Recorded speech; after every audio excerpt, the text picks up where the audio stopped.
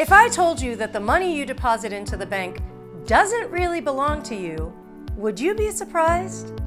Well, as difficult as that may be to believe, it's true. Welcome to Economics Made Simple.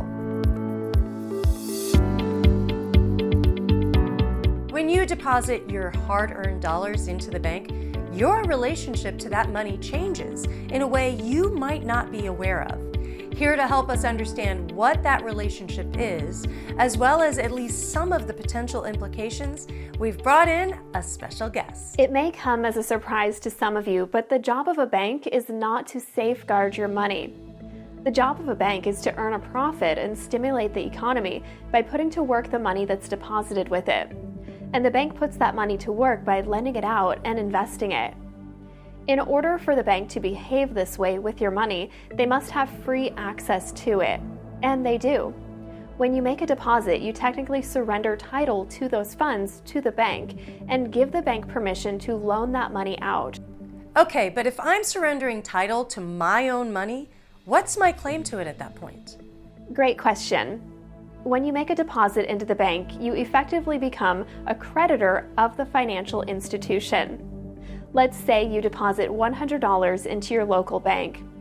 On the bank's balance sheet, the $100 represents an asset, while the deposit account is reflected as a liability that's owed to you.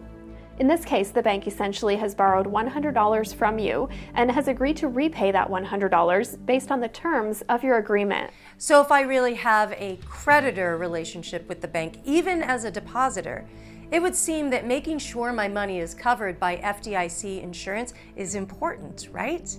The nature of your true relationship with the bank very much underscores the importance of the Federal Deposit Insurance Corporation, or FDIC.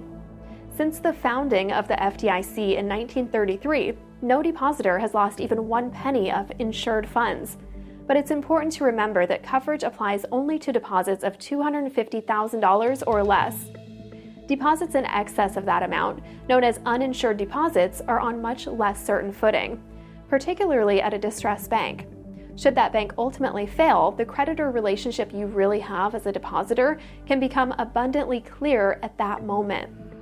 That's because unless other repayment provisions are made, uninsured depositors are issued a claim against a failed bank called a receivership certificate.